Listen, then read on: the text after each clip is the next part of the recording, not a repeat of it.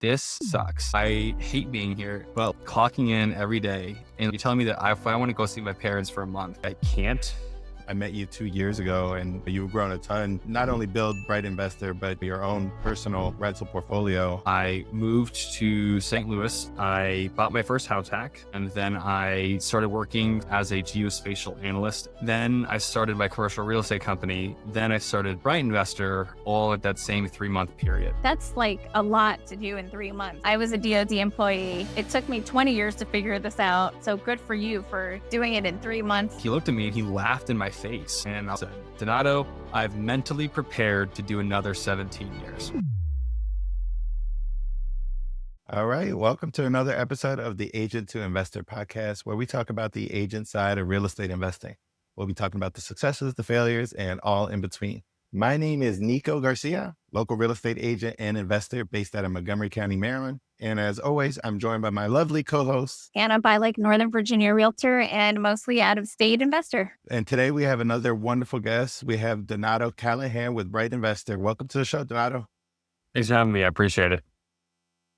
Awesome, man. For those who don't know you, you mind giving a quick background of where you're from and what initially got you introduced into real estate investing? Yeah, so I was in college and I'd saved up some money and put in the stock market in January of 2020 and felt like a genius until COVID wiped out half of it 2 months later. Like, well, this sucks. And I wanted to be more in control of my wealth building journey. So I got into real estate, which led me to wholesaling, which led me to residential, buy and holds, which led me to commercial buy and holds, which led me to running into a lot of problems in the real estate investing space. Why not build an app or a website that could help fix some of the problems I've had? And since technically starting in real estate, you could say I committed to starting summer of 2020.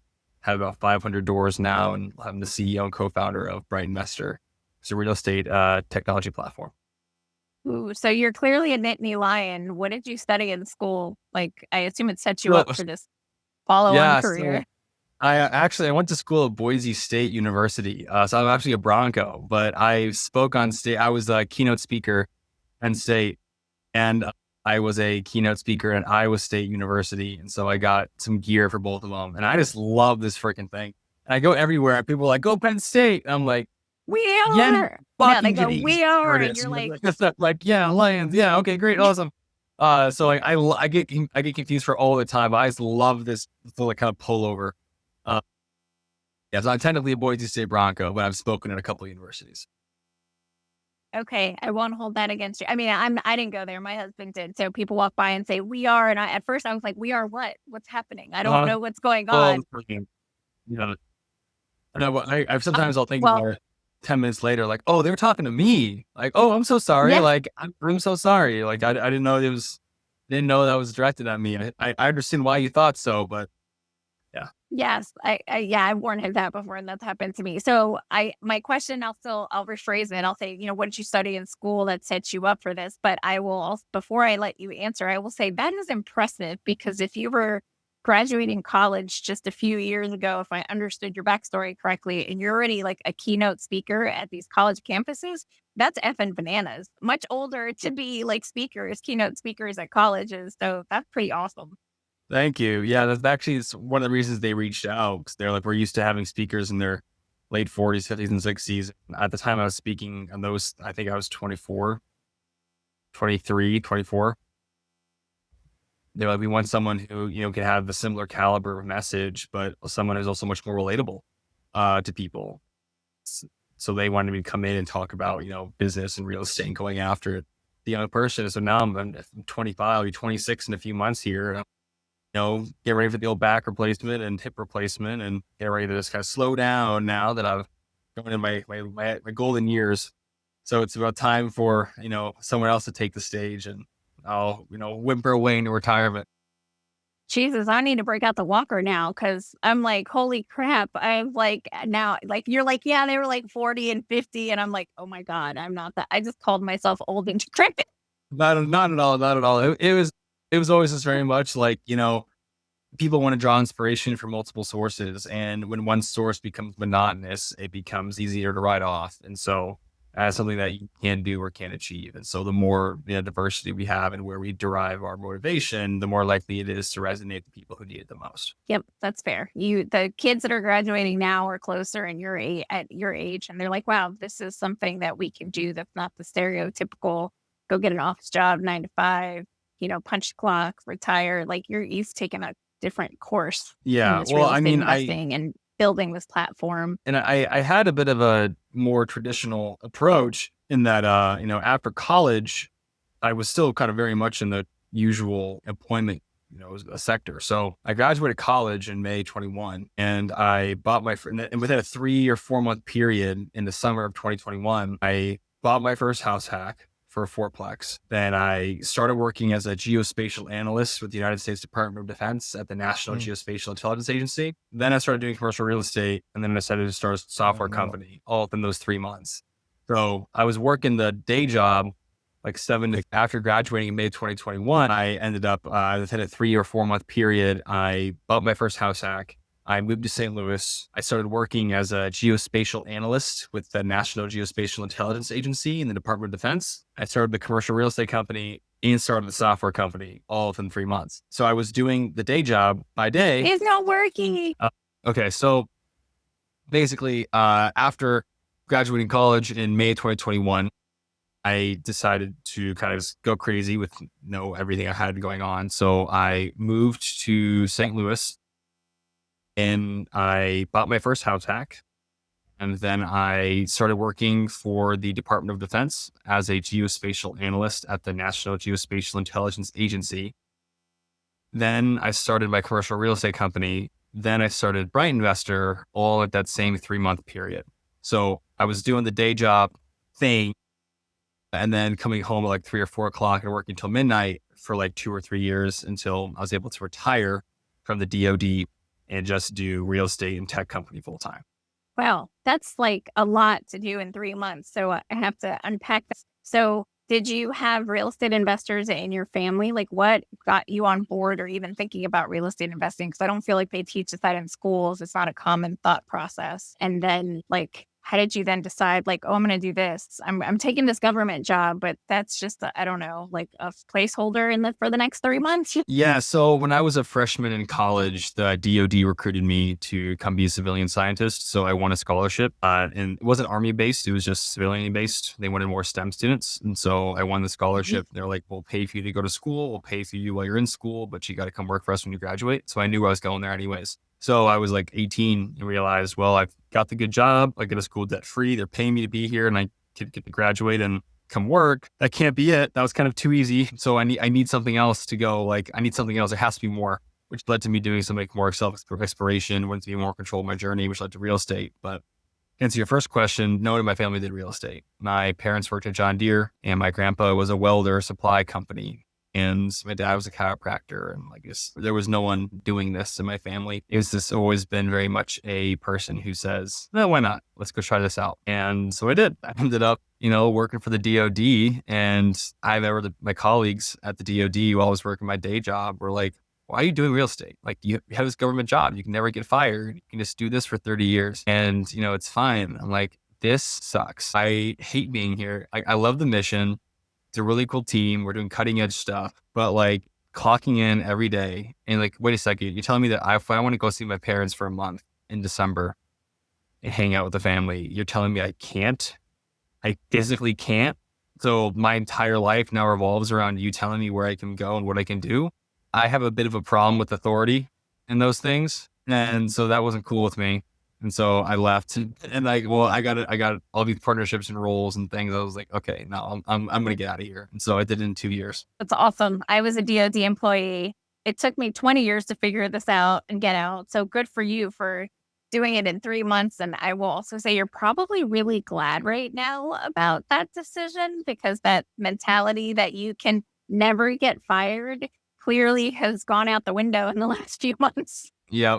Like, oh yeah, stable. And like, oh yeah, you're fine. And now like, I actually have a colleague who texted me the other day saying that they were taking the voluntary retirement that Doge was pushing. I'm like, wow. And now he's like, yeah, man, I want to start my own company. And I'm like, you could not live with your own failure. And where did that bring you? Right back to me. Because like there was a running joke with my colleagues that like I was the evil CEO overlord of Donato Corp and is acquiring real estate and being a slumlord. And I leaned into it so hard. I was like, yeah, I mean, I put metal rafters over the windows, and they pay per minute for access to sunlight, as they should. He said, got a little dime, but you drop a dime in the window and you get your minute of sunlight. And I'm like, wait, you want me to provide clean water? That's an upcharge. Absolutely not. And so I totally for them because it was easy. It was easier for people to think of me as like a total, POS landlord who's just an evil guy than just like a dude who's going out there. And I don't bash on this guy, but I just really always bring it up as a very stand-up moment in my career where I would talk to him, and he's been there for 17 years and he's no kids and he's married and he lives in Missouri. I'm like, hey, you've been making like low 6-figure job for a decent amount of time. You've got no kids. Like you could be close to being done. Like you could be like 20 years, 21 years, like you could be in the back end. And I'm like, are we close to seeing you retire? And he looked at me and he laughed in my face. And I was like, what's so funny? And he was like, Donato, and I'll never forget this sentence. I've said it before on another podcast and just said like, Donato, I've mentally prepared to do another 17 years. And that kind of like fundamentally short circuited me. So I'm like, you're spending 17 years of your life like it's pocket change for a candy bar at the gas station. Yeah, I've said do this for 17 years. I'm like, well, what do you want? He's like, well, I want to be retired. Okay, so if I told you that you could buy real estate now and in 3 to 5 years have enough to retire, which is more than your Social Security, your pension, whatever stuff's going to be, then you can retire faster. If what you're telling me is you want to retire, then we could do that faster if we do this. I try to explain things to him and he always say, well, no, we want different things. And I'm like, no, we want the same thing. You're just not willing to work for it. Or your work for it is show up minimal effort every day for years. You're not willing to go outside any of your comfort zone to achieve this thing that you're telling me that you want. So I'm like, he's also the guy that compared me to like Nixon as like a criminal for being in real estate. He was like, oh yeah, you criminals. I'm like, thanks, man. Appreciate that. And he was 50. He was old enough to my father. And he was just like, he pointed that out several times. And I'm like, wow, it sucks that I know more about the world than you do. And you just, you just have this mentality that's so shut off from anything different. But I guess that's government work for you. Yeah, I think it is tough. It's tough to people are afraid of the unknown and they don't teach us anything other than, punch the card. There's certain like milestones along your life that you get to, and then you check out and hopefully you have enough time left at the end when you retire to, I don't know, enjoy a couple of years before you're like done. So, and that mentality with government people is very prevalent and they're there for many, many years. And I think they're afraid of making change. Cause I know when I left, a lot of people were like, oh my God, why are you doing that? Why are you throwing out the baby with the bathwater? Like you have this career. And then some of them admired me and they were like, I could never do that. And I was like, why not? You have the same knowledge available to you that I do. You have the same assets or potential assets that I do. Like, why can't you? And they're like, because what if I lose everything? Like that's it's that fear mindset, that scarcity mindset that makes people that way. And then they act not very nice when they're afraid of things they don't understand. Yeah, they do. It's a lot. It can be a lot of judgment, and a lot of, this fundamental like misunderstanding of where the lines really are. And I think that's where a lot of my life is like when people ask, why should I do something? And I say, why shouldn't I? Mm-hmm. I live my life from a place of why not. So like by default, like if Nico's like, Donato, let's go start doing real estate. I'll say, why not? My default answer is I'm doing it. Now your guys' job is to try to tell me why I shouldn't. My default movement isn't. Other people ask, Nico, Donato, let's go do, real estate. And I say, well, why should I? Like when I ask why, my default movement is nothing. My inertia is nothing. People have to convince me to take action. So when you say, why not? It's like, you're always moving. So right now I'm buying a house in Rolla, Missouri, because my business partner lives down there. And he's like, Donato, just take the lead to move to Rolla with me. I was like, why not? And so we went live for apartments and I was like, well, if I'm going to rent something here, why not buy? I was like, why not? And then I found this house that had been fully renovated, full gut rehab, new roof, new electric, new plumbing, new like utilities, new like appliances, 2.5 acres of land, came with the rental unit attached to the house that I could rent out as well. they just did a 20% price drop. And I'm like, should I offer on it? I was like, why not?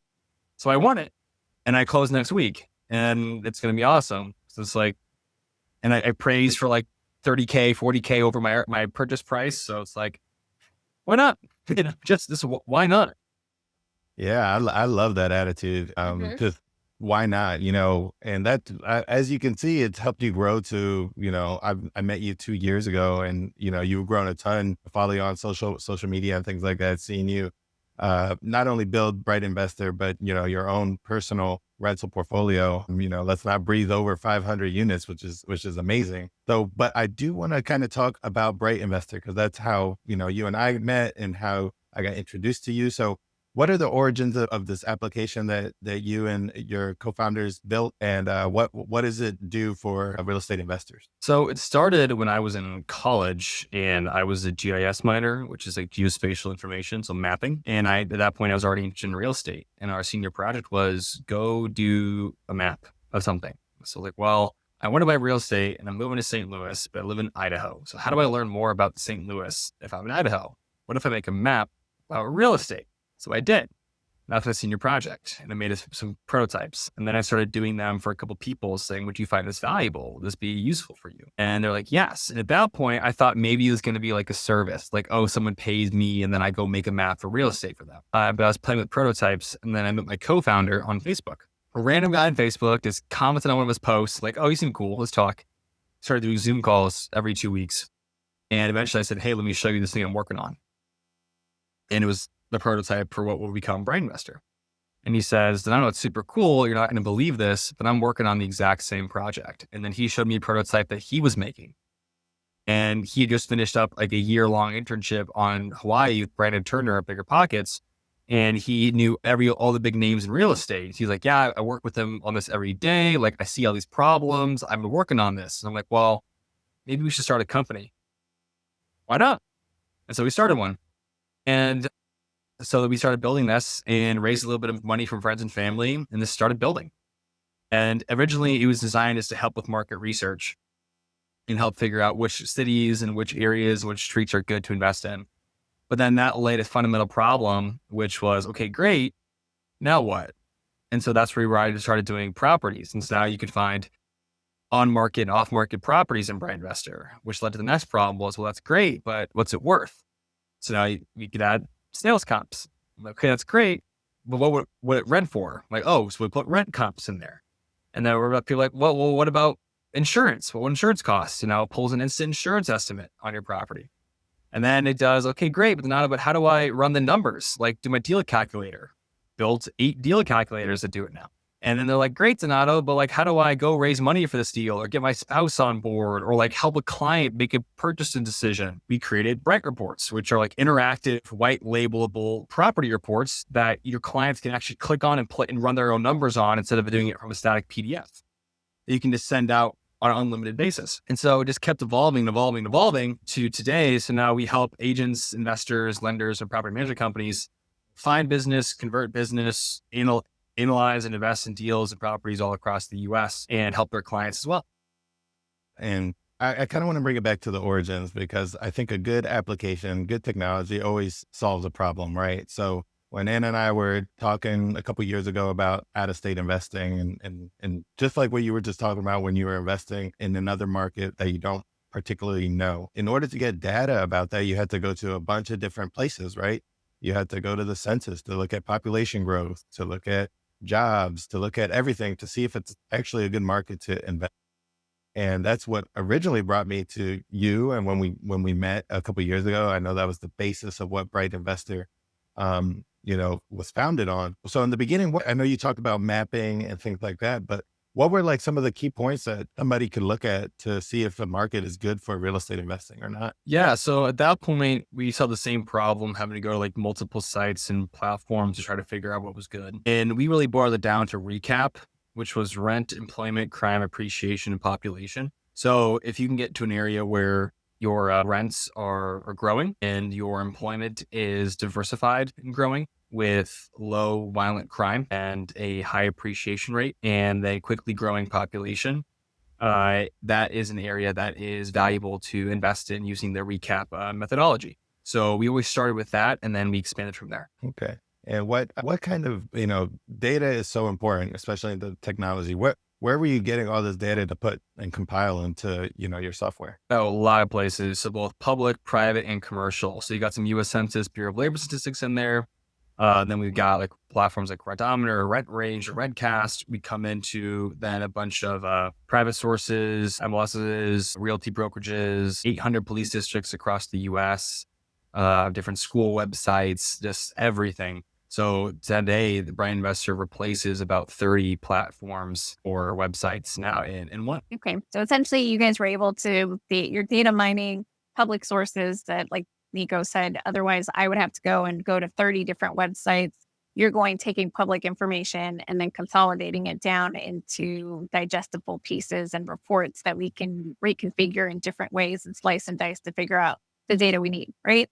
Yeah, basically that's that. Basically, that's it. But we go beyond just the public stuff. So we don't scrape any information. So that what that means is that every person that we work with, we have official licensing agreements with them, and so we have official contracts bringing data in house. So there is some public stuff, and then there's a lot of private and commercial stuff that regular everyday people don't get access to because it's either too cost prohibitive or it's just not sold to individual customers. So we as a business are able to go in and say, hey, we want this information. Let us worry about giving it into the customer's hands. And so then we go that direction as well. Okay. That sounds like that's something that makes you stand apart because there's other websites that I don't think they do nearly as much as what you guys do, but I think they do more of what you call the data scraping or collecting and consolidating public information. You guys take that a step further, which sounds to me like something that sets you guys apart from some of these other platforms that like skip trace and do that kind of stuff. Yeah, exactly. So we aren't just scraping information. One, that's you could kind of describe Bright Investor as like in everything we go one step further.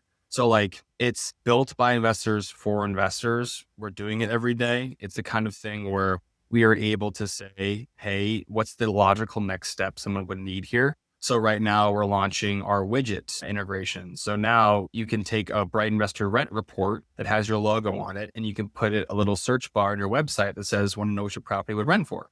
And people can drop an address and they can drop their contact information and pull a property kind of rent report directly from Bright Investor for free. And it collects that contact information for like our agent property management partners. So you can add value that's white labeled, that costs you nothing, and you don't have to be in BrightInvestor to be using BrightInvestor. And so when you pair that up with our upcoming CRM work, where now you can send leads from BrightInvestor directly to whatever CRM you're using and start marketing to them, right? We're just like, everything is just very much like, hey, what's the next thing that people would need?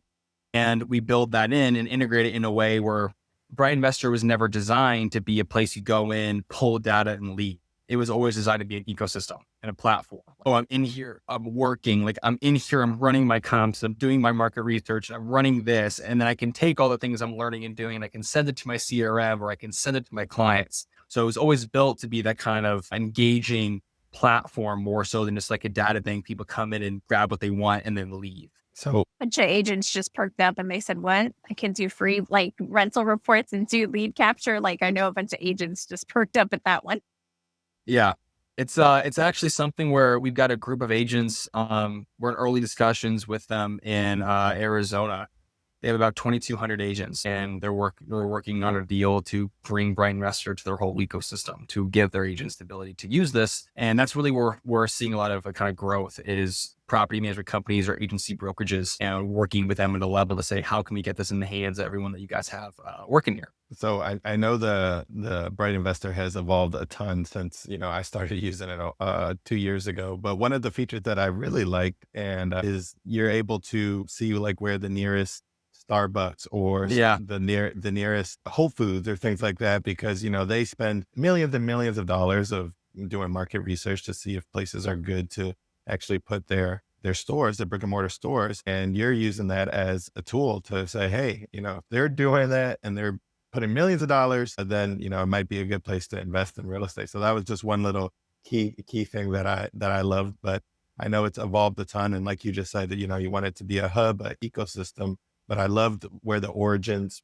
began because that really helped, me. I personally haven't invested out of state, but I know where I would go if I needed to. to find that kind of data? Yeah. So it's the kind of thing where you want people to be applying real estate on a national level. So whether that's out of state or whether that's in their backyard, right? Kind of removing the, oh, I think I know this, or it's a pretty good area, to like what's actually going on in an area. And then being able to very quickly like get to, I found the property, to I know what it's worth, so I can make an offer, to I can get my clients on board, what have you. Kind of like making sure that there's fewer and fewer hurdles throughout that process in a way that's user friendly and easy to understand. And we found that a lot of people get value from it, which is when it's been a cool year. We just passed our second year on the market. It was about last month. Actually, a month ago today was our second year anniversary, which is fun. And we got big plans for year 3, and we're going to keep rocking and rolling. So Okay. what would you say is, so if somebody's like brand new to real estate investing and they live in a high price market like NNI and the DMV, where, it's more of an equity play, where would they begin to, like, the nation is huge, and, your tool can kind of, hone into certain markets, but where do they even start when they're looking for the type of property or the type of thing that they're looking for investing? Yeah. So first thing I would tell people is understand what you want. So I get people all the time. They're like, Donato, I want 4plexes. Okay, great. Do you want to where are you thinking of investing? I don't know, Los Angeles or I live in Orlando, so maybe Orlando. Like, okay, great. Do you know how many 4plexes are in Orlando? And they go, no. I go to BrightInvestor and it can tell me exactly how many 4plexes are in Orlando. I'm like, well, there's only like less than 1% of the market are 4plexes. And my rule of thumb is that 10%, if you're going to buy multifamily, you should make up at least 10% of your zip code that you're shooting for. I'm like, well, if we try to buy here, there's no like fish in this lake, right? There's one fish and everyone has their lines in the wire, which means you're going to have to overpay and move quickly to just take something down. So I really focus on like, are you telling me that you want to retire in X number of years off of cash flow, that we should do this? Are you telling me, because I got a couple people, clients I work with, who are saying, Donato, I'm a high income IT worker in LA, or I'm an investment banker, I had a day trader I work with, or like, I make so much money. Like, I'm really just trying to make something where I can put it away, diverse away from the stock market for like the next 10 to 15 years. I'm like, okay, well, that's what you want. And do you care about single family or multifamily or newer or older? They're like, not really. I just want a good property, right? As long as I can break even and go for it. And I'm like, perfect. Well, then let's go ahead and look at these kinds of opportunities. So I get really specific and look at what are you trying to get your end state to be? And then we work backwards. So do you do coaching? Is that what I'm hearing? I mean, along with being, I don't know, doing 1,000 other things, because it's, I think you've got your hands in a bunch of different things.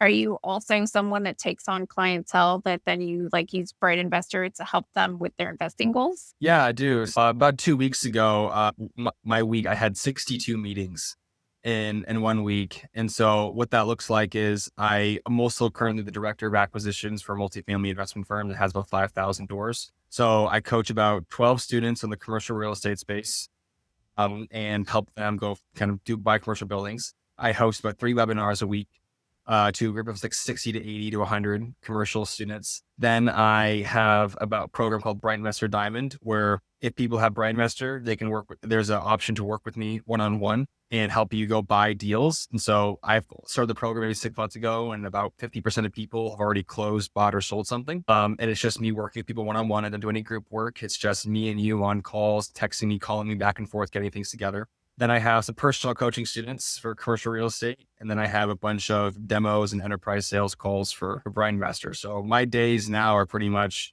analyze properties, sell BrightInvestor, and coach people, and then buy my own real estate. And that's just, I do that all day long.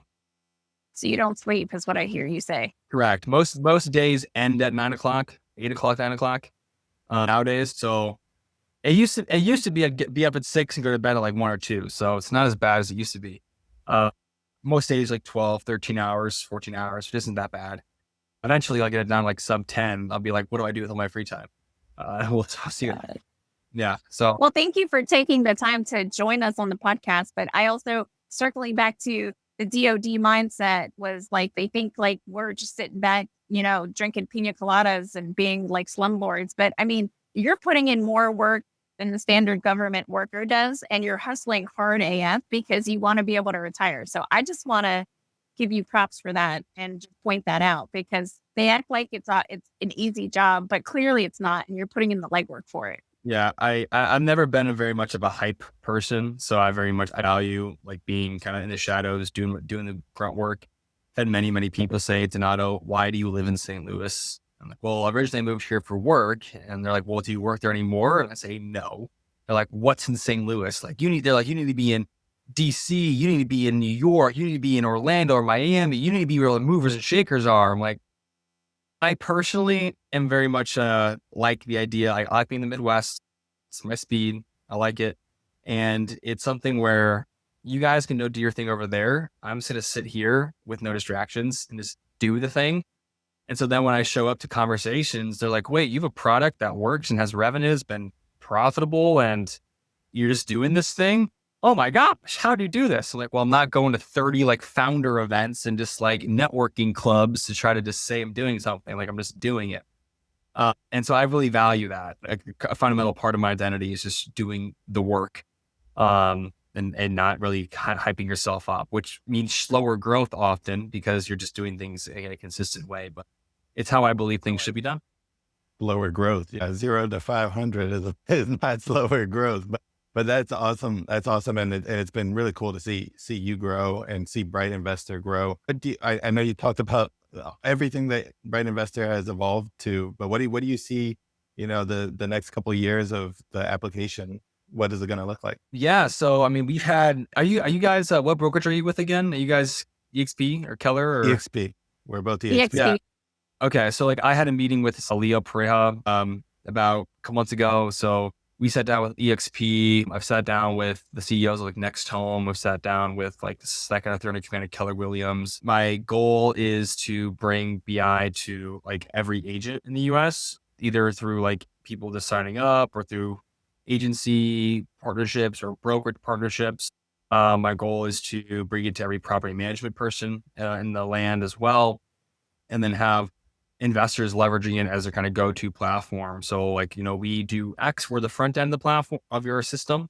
And then we can connect to any CRM that you want to use. But I want to be the front end of the funnel for all those different places. So this more PMs, more agents, more investors as much as possible over the next coming years. And with all the shakeups we're seeing in technology and real estate right now, whether it's Realtor and Redfin or Zillow and Compass or what have you, CoStar and Homes, it's a lot is moving and shaking. And we get interest from people saying, hey, there's value in having a platform that attracts this type of client that is out there. So eventually we'll see about, partnerships or mergers or something like that with a large entity and, being the kind of face and leveraging their huge marketing budgets to be the kind of face of, this next step. That's exciting. I know EXP and Leo specifically is very like forward thinking with like technology, and he's been making some pushes for real estate investing. I've seen it like on his social media. So I'm excited to see where this comes, because I know EXP kind of prides itself on being one of those like forward thinking, jump on board, latest technology type things. So I really hope Leo listens to this. Well, yeah, we'll see. It's something that's been interesting, especially because I went to EXP Con in Miami last year. I got invited down, so I was there meeting people, and it was very much like I got to kind of peek behind the curtain. EXP is like a behemoth, or there's a lot going on in there, a lot of people moving and pieces moving and shaking, and so it is something that is an adjustment from me, like from a startup component of move fast, and be nimble. The rounds and rounds of meetings of just like, this is cool. Let's talk to person F. Okay, great. Person F will connect to person Q. Person Q will create this presentation. It's like, oh my gosh. I'm just trying to close deals, man, and help you guys out. You let me know what I need to do, what I need to sign to go to make this work. It's definitely a process, but I think by nature it has to be to have a good product. We are continuing to focus on just one, better marketing, and then two, better partnerships, and three, also a better product, better tool that's just more and more refined. And slowly and steadily, as we keep working with more groups and more people kind of learn, like this is just kind of like exceptional value at exceptional price in one platform, which we've had to do because of the downturn in real estate market. There's no room for having a subpar product that's way too expensive. I think a lot of real estate products and services kind of went that way 2016 to 2022. And now this is such like animosity built up against them that the market's primed for like something that's actually worth it and valuable. And so I'm looking forward to being able to provide that and say, hey guys, I know you're sick of like this. I'm over here. People are going, wow, you're actually really cool. I would love to use this. And kind of being that kind of shelter in the storm as people look to have a competitive edge after, in our lawsuits, as people look to provide exclusive opportunities with CCP, while people look to offer something beyond, here's a search on the MLS or here's this XYZ. How can I attract and retain clientele? And BrightInvestor is going to be standing there ready to help. I love that. So you mentioned that essentially it sounded like there's a landing page option where you can like say what can you rent your property for, and you capture data that way. And I know it does a lot of reports and data mining, but are there other tools in BrightInvestor aside from like a landing page that captures data? Like how can an investor or an agent utilize it to farm to a market, to farm to a type of homeowner? Like, are there other tools in there aside from landing pages? Yeah, so the landing page is more just like a widget. You guys have a website, we just put a widget on there. But the main tool is you log into BrightInvestor, you click find deals and tell me what you want. Show me every person who bought a property for cash in the last 12 months. Show me every landlord that's owned a property for 10 years that's also absentee out of state, that has at least 40% equity, that also owns at least 5 other deals in that market. Find me those. Show me every on-market property listed by a landlord I could buy. You can do all that searching, and then you can take all that information and skip trace it and get their phone numbers and email addresses for free, and then send that over to your CRM to start marketing. Well, all in one tool. And we are running close on time, but I wanted to ask you a few final questions before we let you go. So I know you've grown a ton in the last 5 years that you've been doing this real estate journey. What is some advice you would give your younger self knowing what you know now? Man, years and years ago, I have to think back. Decades, how they have passed. My mind's even not sharp anymore. Geez, I would have to say that your gut's usually right. I have a tendency to overthink things and double think things. So like I'll make a decision in a second, but I'll go back and say, wait a second, was that the right decision over and over again? Pretty much everything that you thought gut check was right, what ended up being right. So I tell them, just trust your gut. Go ahead. You're going to make a couple mistakes, but keep leveraging this kind of philosophy that I've had for a couple of years now, which is if you can talk to 10 people who have been in the industry that you want to be in for 10 years each, then by the time you start, right off the starting line, you have 100 years of wisdom guiding you. And it's just so much better when you can have all those people telling you, what they would have done or what they wish they would have done or what they wish they hadn't done, because success leaves clues when we all know that, but failure leaves landmines. And in talking to other people, you can really avoid stepping on something and blowing your leg up. And the cool part is people who are later on in the journeys want to help you. So continue asking questions, continue learning, and continuing to heed their advice. Love that. So many gems right there.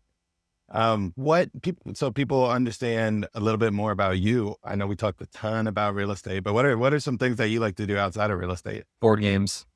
I like board games. I smoke cigars. I drink wine, have fire pits, and I will go to the gym, listen to jazz. That's my vibe.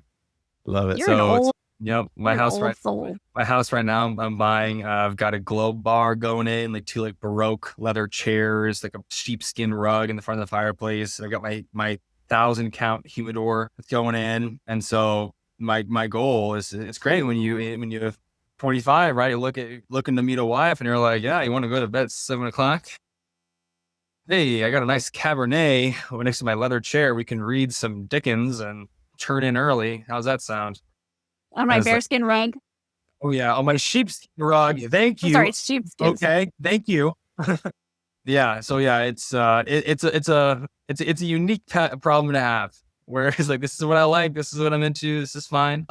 And we'll keep rocking and rolling. I love it. And it's so cool, watching you grow and staying connected with you. So how can, our final question is, how can our audience help you and help grow your business? Is there any way that they can work with BrightInvestor, or is there a trial or things like that? Yeah, so you can check us out at BrightInvestor.com. We got some videos on there showing what we do and how we do it.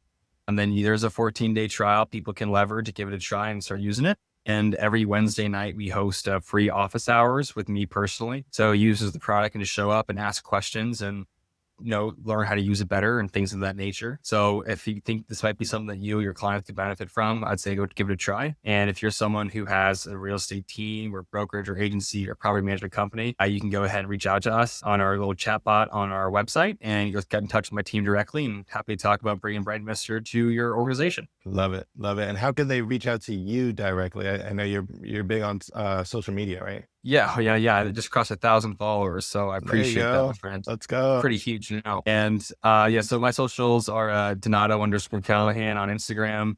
You can go to my website, DonatoCallahan.com. And they can reach out to me there. Perfect. Perfect. Well, that's going to do it for another episode of the Agent to Investor podcast. You can reach out to me at N Garcia Official on all social platforms. And you can reach out to Anna at I'm Anna Balick_realtor on Instagram and Anna Balick everywhere else. And I want to go to these Wednesday training calls because I can only picture you now in like a smoking jacket with like the leather like elbows and like a glass of wine doing these trainings.